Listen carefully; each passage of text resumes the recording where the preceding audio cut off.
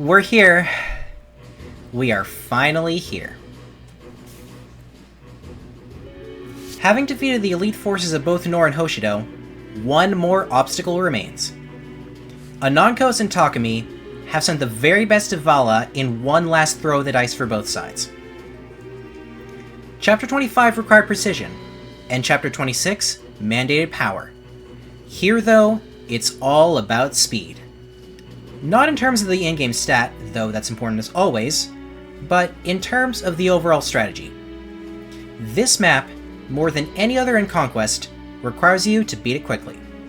To figure out why, I'm going to take a deep dive into the mechanics of this map. At the entrance to the throne room stands Takumi, paired up with himself and equipped with the skill Bold Stance. People have described this as Awakening pair-up, which is a valid comparison, but unlike that system, the way Bold Stance works is deterministic. The wording on the skill isn't specific at all, so I understand the confusion. Unlike every other paired-up unit in the game, Takumi isn't immune to dual strikes, so feel free to use them against him. The replica in back will provide dual strikes of its own, and those dual strikes will fill up Takumi's guard gauge. The replica's dual strikes will be blocked by pair-up. It's a simple system, and if you're attacking him with paired units, the greater frequency of dual guards is the only real thing you need to worry about. Takumi's other skills are Dragon Skin, this being a final boss and all, Draconic Hex, to punish you for not killing him in one turn, Vengeance, to punish attacking him with frailer units, and Life Taker, to really punish you for not killing him in one turn. Standing between him and me are 35 enemies, only 6 of which are immediately aggressive. The most threatening of the mobile enemies are the Duelist Blow Master Ninjas with Inevitable End, the Wary Fighter Pavis Generals you're basically forced to kill with attack stance, and the paired Cavalry in the Wings.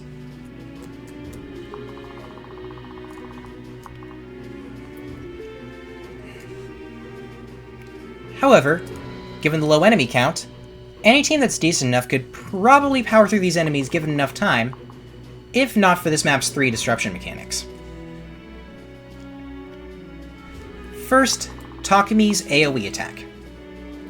Every 2 turns on Lunatic mode, he'll fire a wave that cuts half of every unit's max HP. This can leave you very vulnerable to the enemies afterwards. There are quite a few Dragon Veins that set up obstructions to defend against this, but be aware that the obstacles never shield the outer 2 columns of the map. Second, the infinite reinforcements starting on turn 4. With a few exceptions, the vast majority of these are faceless with the enemy-only skill Self-Destruct. Briefly, these are designed to very quickly drop key units HP to 1 at the start of enemy phase, once again leaving them open for lethal blows from the other faceless. Trying to fight your way through them is something I'd never recommend, and that's something that might just happen if you take too long, because I haven't even gotten to the third, and most significant, Disruptor. I've neglected to talk about this map's 7 staff users, all of which have Staff Savant. I mentioned this skill briefly in Chapter 25, and we saw it in action in 26, but I didn't explain it. Staff Savant extends the range of all status staves to 10 and gives them unlimited durability. One of the Maids and one of the Great Masters can repeatedly freeze or hex your units, respectively, and they'll never run out of charges. And as for the other 5, they have Enfeeble and Inevitable End. If you blindly throw a tank as far as you can into enemy lines in turn 1, they'll have all of their stats drop by at least 12. I'm sorry, you are not living 2 hits from anything after that. And again, they won't ever run out of uses. They'll just keep harassing you over and over until your assault grinds to a halt. Looking at this map, it's easy to see why so many people go into runs of Conquest with the foregone conclusion that they plan to skip it with a rescue chain. It's the same situation as Chapter 25, where your ability to Juggernaut flies off a cliff and people often just 1v1 Ryoma. Between all these disruption mechanics, the strongest enemies in the game, and the stat check that awaits at the end of the map, it's easy for players to hit a stone wall here and be forced back to Chapter 27. Because yeah, This map is part of a back-to-back sequence, and I'd say the most punishing one in the entire series outside of Hunting by Daybreak. I get it. But you know what? I love this map anyway. I've sat down and looked at this map for a while. I've seen many completions of this map, both with and without rescue chains, and I've come to realize something. This map's difficulty is hard carried by the staff users. Notably, there's only 2 on hard and none on normal. If you're playing this map on a difficulty that isn't Lunatic, playing the map straight up might actually be easier than building someone to one-round talk me over the course of a run. Of the 3 disruption mechanics, one only starts on turn 4 and another gets mostly blocked by Dragon Veins. The Maids and Great Masters punch holes in your defenses for the rest of the enemies to exploit, but if you can keep them off your back, suddenly there's only 28 enemies between you and Takumi. That's not that many. The challenge, of course, is finding a way to do just that, but if you save enough charges of your status staves, or threw your head against the wall with the Super Sorcerer enough times, the Silence Rod is an amazing tool to do just that, and the guaranteed units Flora and Izana arrive with enough staff rank to use it, even without any training. If you can stop them from enfeebling or freezing your key units at the very least more than once, you can push through, potentially take some of the maids out, and deal with the rest of the map. That'll be my basic game plan, though I'll have to do it quickly lest I get overwhelmed by Faceless. I said this map requires you to beat it quickly, and that's mostly because of the Faceless. On that note, a quick disclaimer. This was, for the most part, a planned clear, and definitely not Ironman safe. I technically beat the Ironman when you rescue skipped this map in my last video, so for this video, I felt free to go crazy and plan out an entire clear. What we're left with is this. But beforehand, let's finally take a look at what I've brought to answer Anankos. Most of my units are in the same class they were in during Chapter 26, but there are 2 changes to note. Shigure, frankly, should have been a Falcon Knight from the moment he got rally defense. He never stood a chance at being on the front line, or even a secondary combatant, and the regained access to staves will be everything he's ever wanted and more. Xander is giving up Siegfried for his final outing. In order to do everything I want him to do here, he needs the better movement, lance access, and backpack of Wyvern Lord. I finally doled out my stat boosters. Sophie has received HP, defense, and res boosters, which she'll desperately need. I've pumped Camilla's luck with every goddess icon I had left. Effie finally got the energy drop she should have gotten a long time ago. Forrest received skill and speed boosters. And finally, the Chapter 24 boots also went to Forrest. I was hesitant about this at first, but I can say 2 things with absolute certainty. The boots should have gone to Mozu instead, and I should have killed Shura so I didn't have decision paralysis about it. 2 new recruits have joined the team. First, the past Falcon Knight Nanoha has finally been convinced and has joined my team in Midori's place, to be a 5th staff user, and notably a 4th one with 8 movement. Finally, as you've probably seen, that Bow Knight front and center isn't Niles. It's Goto Xander Soleil, recruited off-screen. The entirety of my footage of Soleil's Perovskite will be in the description, and I'll note Forrest reached max level in it, as will the footage of me running around with a Stoneborn and Faceless on my heels in Chapter 26 for like an entire hour. I would explain what Soleil's here to do, but it's about time to see for ourselves.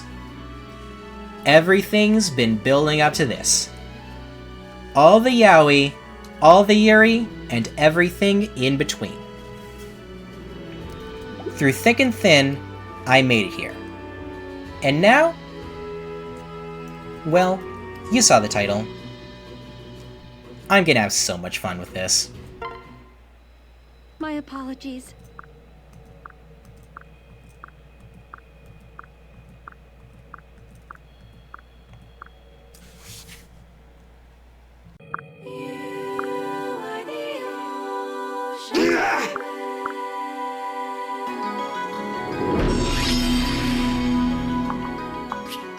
After I fix the visuals, Rallyman does his thing. Soleil doesn't quite have the movement she needs to reach her target without a refresh, but with Azura's help, she can reach the first of the enfeeble mates. I'm front-loading all the reset points in this turn here. Soleil needs to dodge. Let's do this! Not on my watch! Woohoo!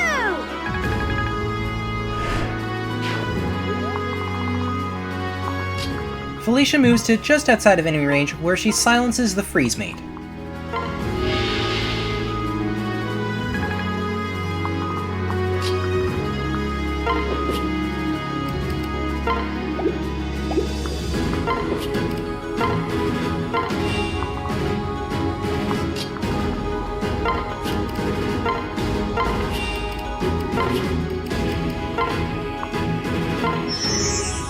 After a Shelter Sing, she does the exact same thing to the right-handed Feeble Maid.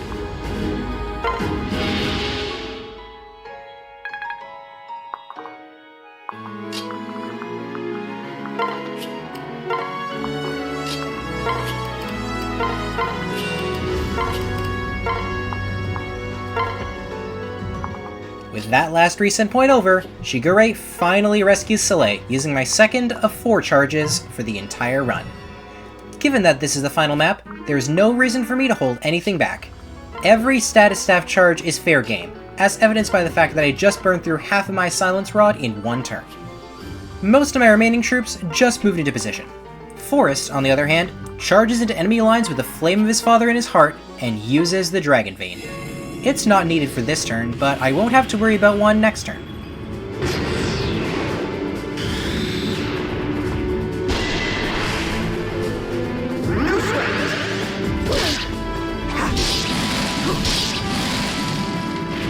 Victory!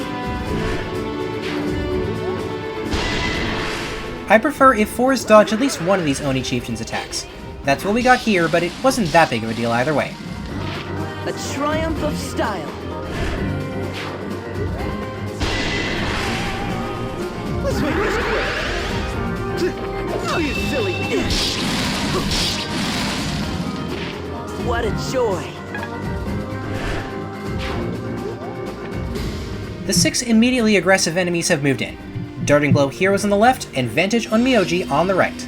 My top priority will be to plug those 2 lanes, and I'll start with the Onmyoji lane. Sophie takes out one of the 3.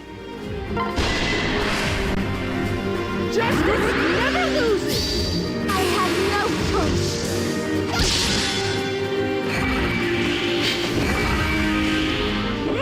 Not this time! Phew. Forrest finishes off the last Oni Chieftain to body block on the right. Let's team up!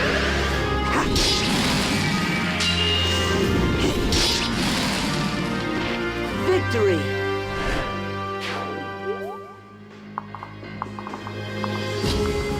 Corrin moves into position, but before it fully choked that point, there's some other business to attend to. Namely, Soleil thrashing another enfeeble mate.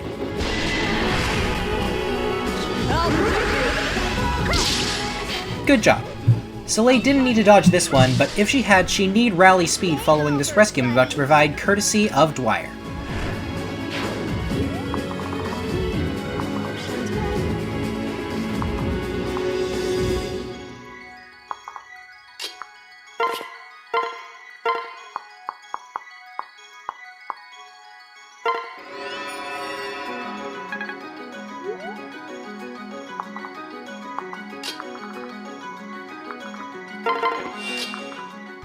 Rallyman still rallies, since Corrin needs the boost anyway. Now that Corrin has it, Camilla uses her dual strike to one-round one of the heroes. You'll be alright. This is your chance. You're so cute.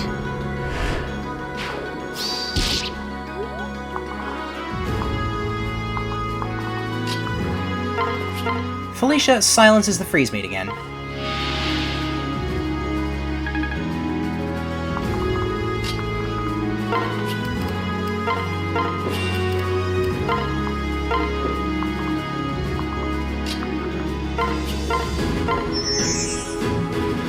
The reason Soleil would have needed rally speed? She's killing more than one maid this turn.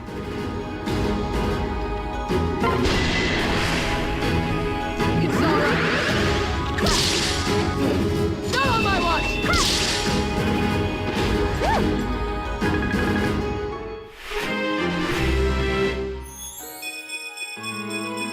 Yay!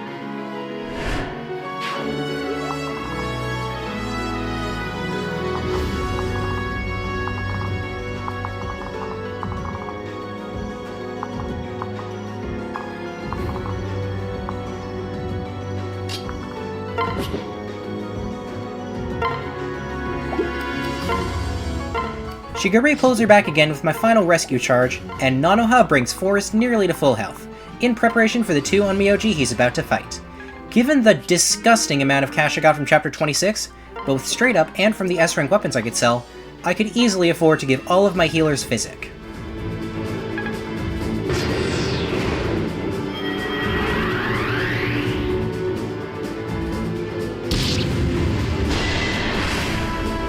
We won't give up. We're not done yet. Korin dual strikes to finish off this hero and becomes my 7th and final unit to reach max level.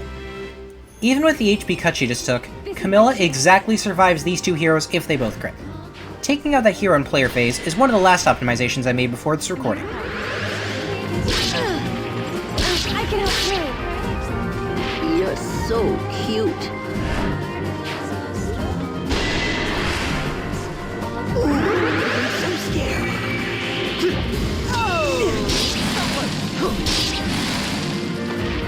Phew.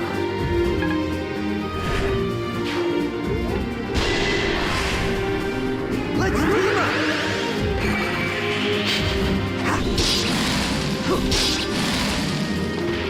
What a joy.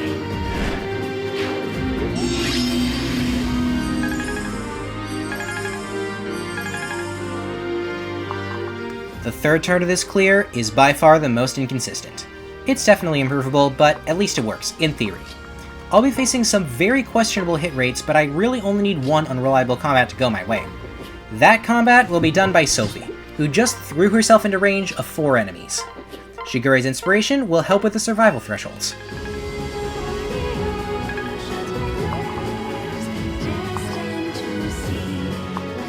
While Sophie baits the right flank, Forrest will do the same on the left. He equips the Calamity Gate and waits. Izana's Servant Will is the best offensive pair partner he could have, but Forrest needs attack stance now, and preferably as much rally support as he can get. Mozu pulls Izana and waits, equipping her highest might bow for enemy phase, that being her double bow, or steel bow +1. Xander pulls Izana again, this time finally switching to apply Rally Luck and Rally Magic. I didn't remember Peacebringer until well after I recorded this, but it didn't actually matter for this enemy phase as you're about to see. Felicia uses my last silence charge, continuing to keep the freeze made off our backs.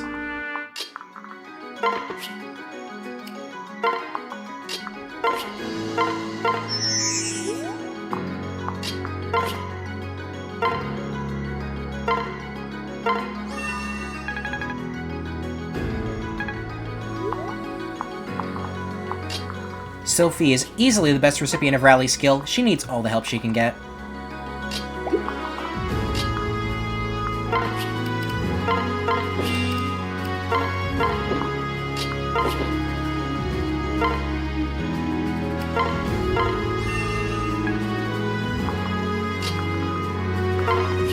Dwyer tops off Sophie's health bar. She's about to head to the fire.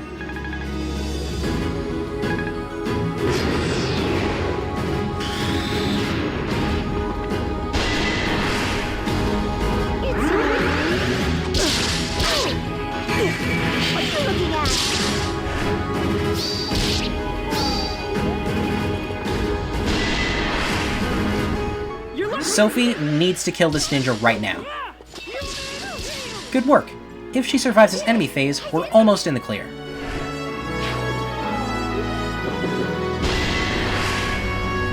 It's my lucky day! Again! Not this time!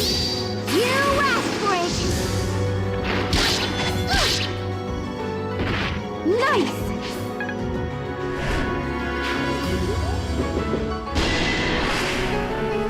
Let's take him out!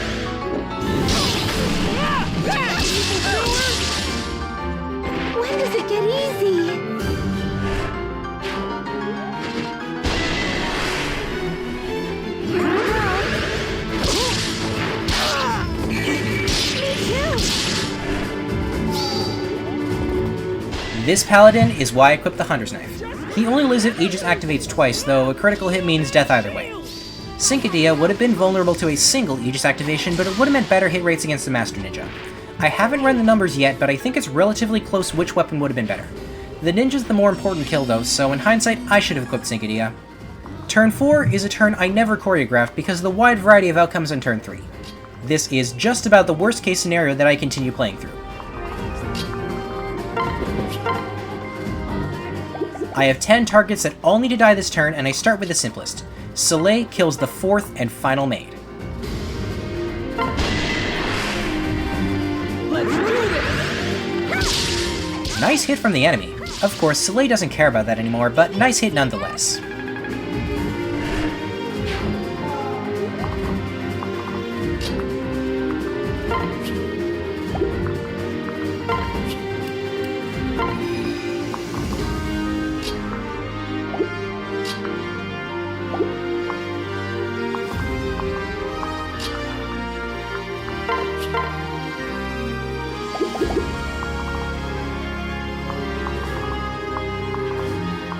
With support from Rallyman, Sophie uses her maximum movement range and one round's the only Master Ninja that didn't move.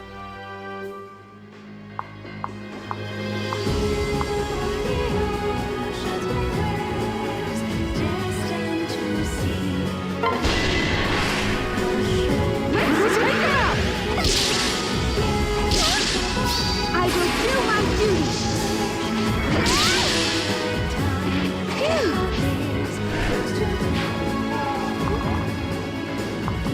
The most problematic enemy here is actually the Paladin, and it impacts my routing of the 4 enemies to the left. Mozu could kill every enemy here in one round, even the generals, but I need her for that Paladin.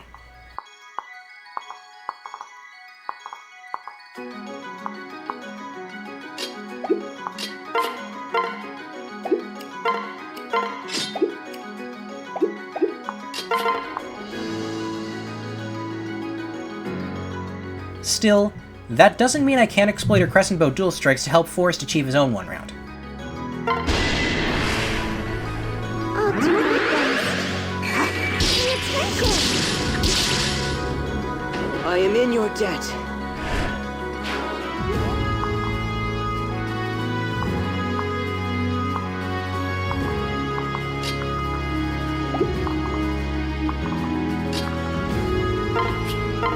Camilla eliminates the last ninja with a bolt axe, taking advantage of Soleil's positioning. Just keep on smiling. Die already! Sorry, darling.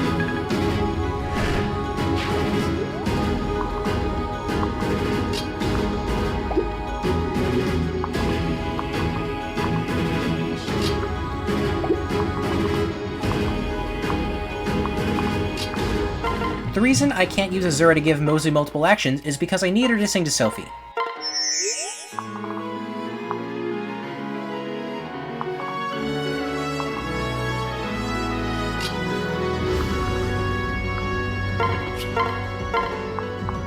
Izana heals her up and gets a level out of it.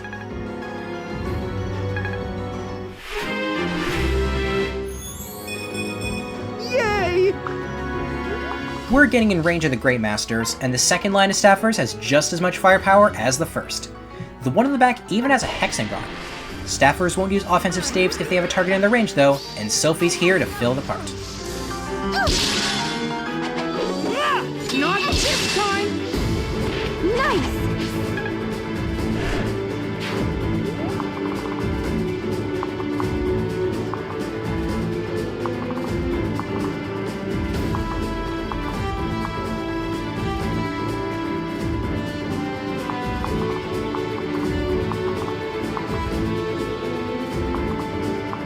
This general's still plugging the gap, so I use my least valuable combat unit against those generals. Xander, throwing the Wishblade or Javelin +1.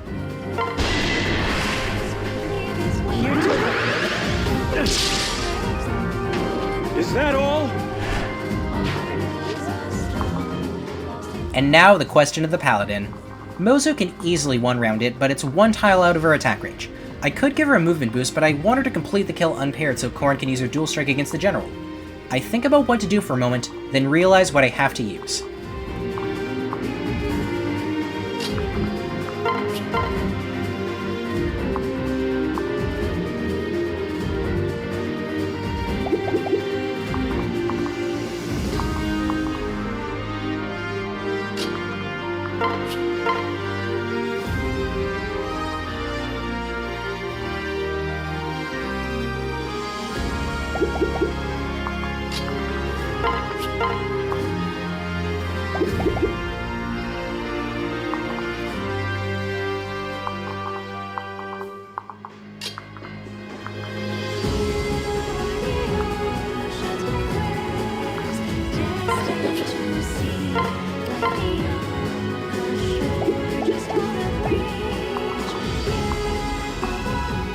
It's time for Nanoha to use Entrap.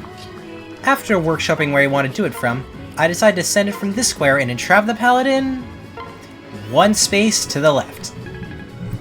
That's enough though, and Mozu obliterates him with her forged steel bow, which has enough power to kill even through double Aegis.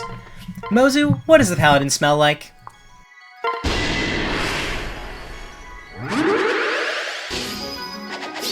You reap what you sow. Not quite the line I was looking for, but alright. What do you know?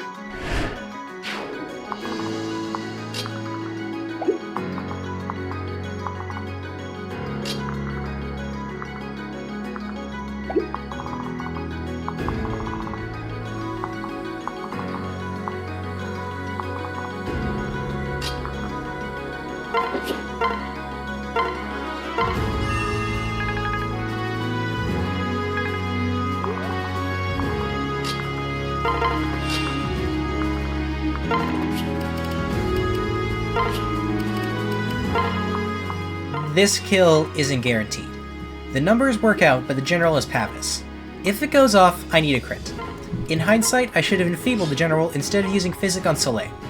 All I can do now, though, is send it. Mozu, what does the general smell like? You're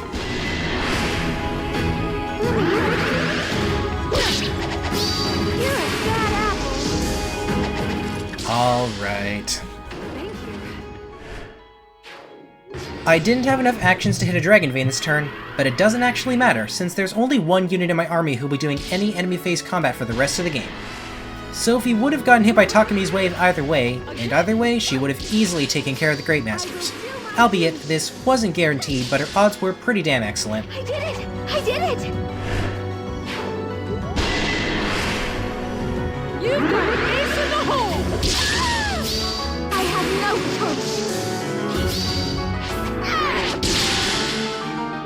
Great!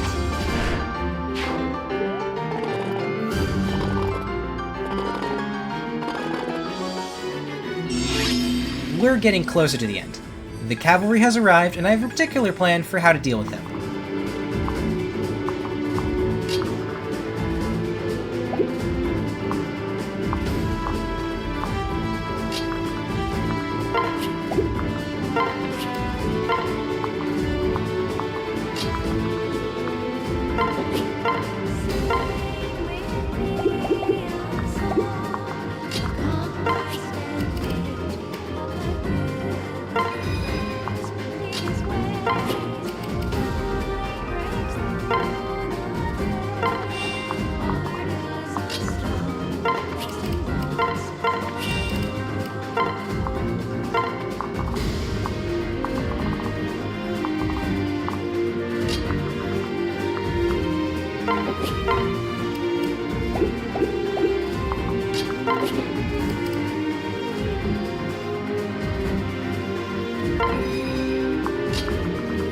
Shigure flies in and freezes one pair.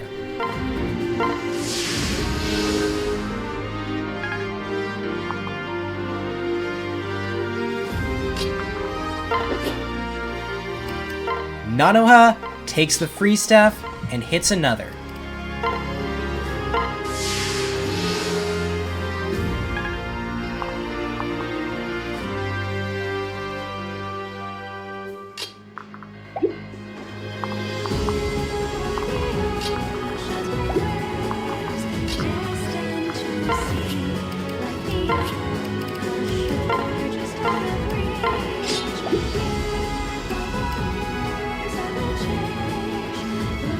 Dwyer immobilizes a third.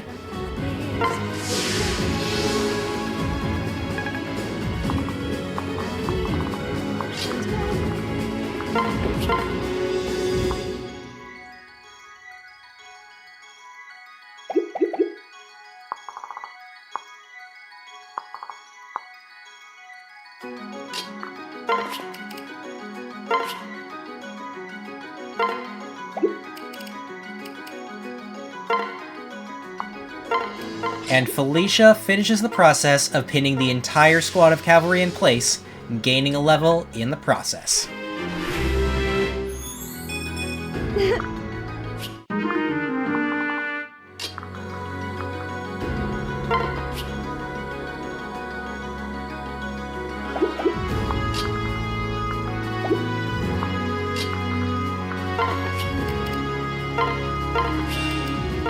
Camilla pulls Azura to refresh Felicia, who rides down and uses Fortify, bringing Sophie back to full health.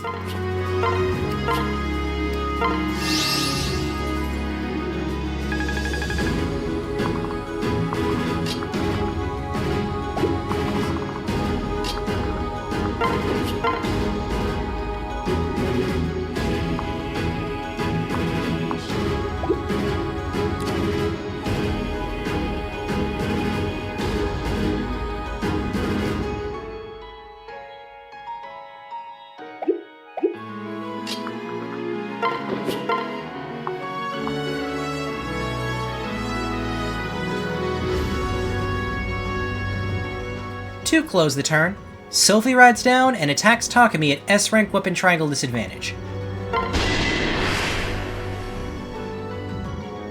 You're lucky I'm here!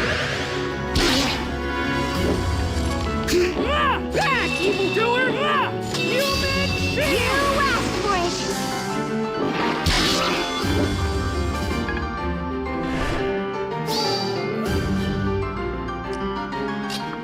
it! And Rallyman does his thing.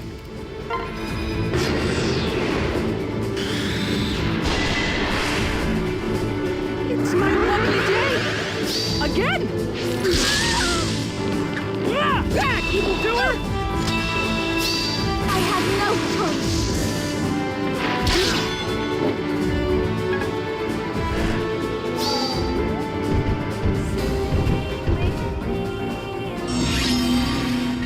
Last turn.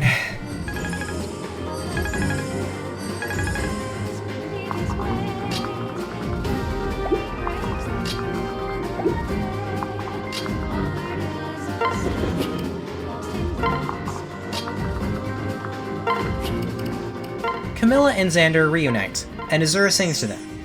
There's only one thing left to do, but before then, I spend some time giving everyone else one last action. Enjoy their farewells.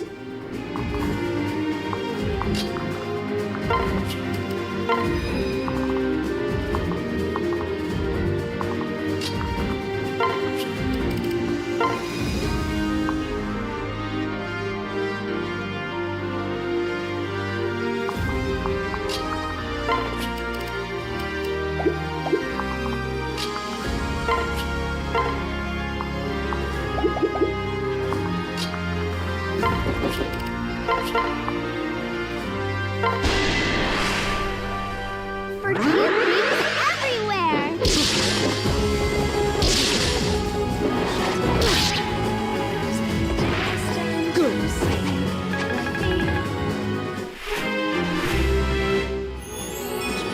I need to get strong.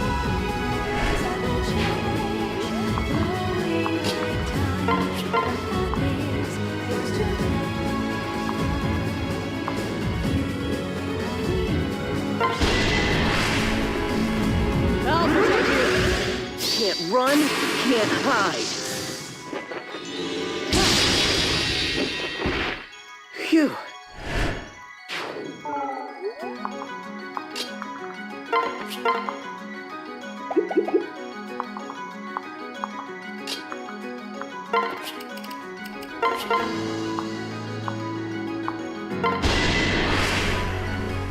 Don't die.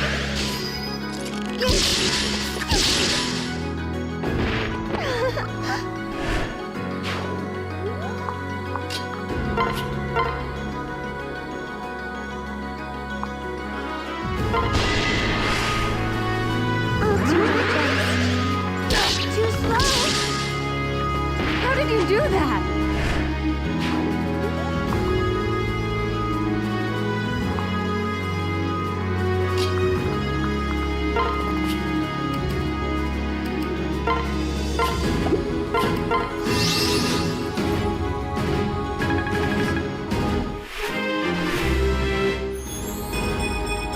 Yes!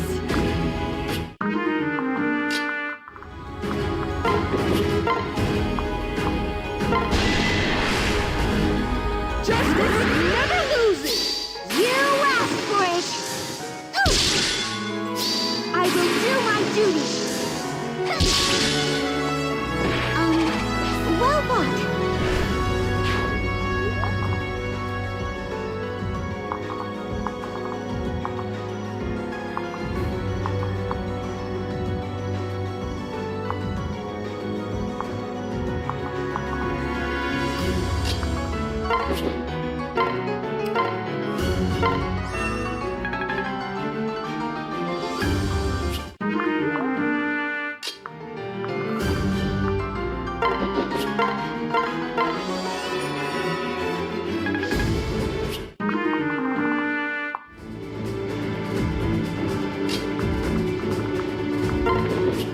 Now, Camilla, I've set this up for you.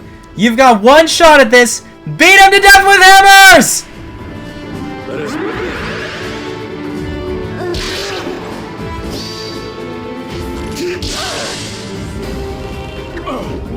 I won't allow it!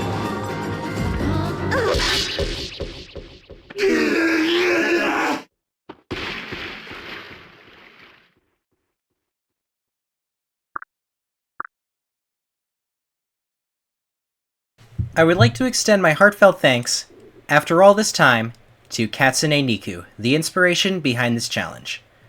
You've spent a lot more attempts at this than I did, and I think two big parts of why I won are that I elaborated on your work, and that I didn't have the pressure of doing it on stream. You've already gotten to Chapter 24, I believe in you. Now while the battle reports play, I'd like to do a post-mortem on every member of my team who I didn't give one to for one reason or another. Wyvern Elise will never die. I respect Vex JL, he's a hell of a lot better of a player than me, but don't let him tell you Wyvern Elise is garbage. She just takes skill and time to get off the ground. Her hit rates are hard to fix at first, but Heartseeker and Attack Stance help, as do higher weapon ranks. What I got at the end was a magical nuke with 8 movement and bolt axe access. If I had just backed up for one more turn in Sophie's Perovskite, maybe I could have kept her alive to destroy the rest of late game. What I've learned about Effie is that if you want to make her work as a Kinchi, she really wants to use Attack Stance. She had a hard time both doubling and OHKOing as the game went on, to the point where I had to pick my targets rather than just throwing her to the problem until it went away. This was my first time using Kinchi Effie, and I learned a lot in preparation for the next time I use her. Azura was Azura, albeit a very frail Azura even by her standards, not much else to say. Letting Mozu run loose was an incredible experience throughout the run. Through strategic application of her talents, she was able to demolish Chapter 20 as a Kinchi Knight, pick up her capstone skills in the Epilogue chain in Chapter 23, and devastate the rest of the game as a sniper. I'd like to shout out her performances in 25 and Endgame specifically, but at the end of the day, I don't think I ever had anyone better at just walking up to any unit and deleting them at 2 range. She could have won a round of the Endgame Generals unsupported. That's how you know training Mozu is worth it. What is there to say about Camilla that hasn't been said already? I already got my glazing over with in Chapter 10, but needless to say, Camilla works no matter what path you send her down. And I sent her into her most natural one. Berserkers with a plus 12 damage stack from the Wyvern line do nuclear physical damage, and Camilla was even able to get great use out of the bolt axe once it became uncontested. That S rank in axes is natural, by the way. I wanted her to kill the final boss with Orgulmir, and I managed to do exactly that. Leo has the highest floor of the natural dark mages, and I am a very big fan of that. The guy just never stops being a good unit. Odin, Nyx, and Ophelia can all aspire to higher heights, and I did get one of them there, but Leo was always there, holding the line as my most reliable mage. Losing him was rough, but at least his legacy lived on. Felicia came in underleveled and underprepared, but more than earned a deployment slot by being easily my best healer, a spot she never really conceded. Forrest challenged it, but I think Inspiration put Felicia over the top even before Forrest reclassed. She was always there in the background supporting the team, and we wouldn't be here without her. I'm glad she got a starring role in Endgame. Percy's role in the team changed over time, but he was never doing nothing. Inheriting an early rally strength helped with certain thresholds in Chapter 17, where he was able to grab rally defense and play the role of a makeshift rally bot. Once I got better access to both of those rallies, though, this Percy's shortcomings caught up to him and he slowly transitioned to the backpack role. He was amazing in that role, though, and I wouldn't trade him for anything. The class red I gave Xander is so well known, I consider it the default for anyone who can pull off support chains. Paladin to avoid bow weakness in 18, Wyvern Lord to avoid beast weakness to get flight for 19 through 21, Hero to regain secret access, and go for soul. What I got was an absolute physical monster. Hero Xander is well known as the best medium investment build in the game for Chapter 26, where I think the results spoke for themselves. Xander just works regardless of what investment you give him, not much else to say. I never deployed Shura. He's got a lot more supports in this game than the one he has in base, and I do think he could be an interesting deployment in a future run of Gay Fates, but Mozu just did his job better. I am so sad I only got to use Trample Ophelia for one map. She'd have basically done what Forrest did, but better. At the very least, she was a consistent player phase nuke button during the stretch of chapters toward the end of mid-game, and did pull off that Vanish Sweep in Chapter 18. My Champion of Dusk did every job I asked her to, and only fell when I put her in too much harm's way. Is there anything else to say? Dwyer did his job. Having another source of rally strength is appreciated, but he really did nothing else other than be a second healer. That's a great thing for him to be, though. Soul Ninja Sophie is a build you can't normally get in Conquest that Gay Fates opens up another option for. She took that option and bolted out the door with it, becoming my best enemy phase unit as soon as she hit D rank in daggers. She did Soul Ninja things, and she did them incredibly well, including that dash to the top of the Great Wall that still takes my breath away. If I were to give MVP awards for this run, Sophie would be in the top 3, alongside Camilla and Mozu. I'm glad she was the one to face down Takumi. As mentioned, I should have given Shigure a second heart seal after his first map, Low Magic Be Damned. Even as a Wyvern Lord, he filled the job of rally speedbot who can occasionally swing an axe well enough, while also being my second source of inspiration. Falcon Knight is a true calling with Felicia as a variable parent though, and I think he demonstrated that well enough in Endgame. Forrest was the glue my team needed after Chapter 23. I did admittedly pump him full of stat boosters, but that's what I needed to get a good mage on my team. Forrest performed well in every chapter he was brought to, pulling off both player and enemy face setups. Being the first unit sent into the fray in Endgame does say something. Izana did Izana things. He comes ready to go as a support unit, with Rally Luck, Rally Magic, and a good staff rank. Being an Onmyoji also made he was Forrest's best backpack, not much else to add. I initially did Soleil's Paralogue in order to train Niles as a maid killer, but didn't stop to consider I was getting a much better one. Soleil was there to kill maids, and she killed maids, much better than Perry did if I do say so myself. Finally, Corrin. I think this run has taught me that Corrin wants to double at 2 range if they want to be a truly great combat unit. Mercenary and Wyvern were 2 excellent classes to use as a physical Corrin, and mine was never bad, but was never elite either. She ended the game as my 6th best combat unit, and would have been 8th if not for the deaths. Still though, does it even matter? Does it even matter when I walked into Chapter 25, checked the battle forecast against Ryoma, and saw 0 hit? Corrin was an elite, but she didn't have to be. She was just one part of a really good team that I had a lot of fun building. All she had to do at the end of the day was bonk people really hard with her sword/lance/axe. I really hope you enjoyed this series. I say this a lot, but it's been my biggest project ever, although I actually spent less time editing this than my Reborn video. I'm not done with Fire Emblem just yet, though I think my next video will either be on Terraria or something completely new to this channel. I've got to take a break though. Until then, this has been my showcase of optimal Yaoi routing, and of optimal Yuri routing. Happy Pride Month in advance, however long that'll be after this video, and bye guys.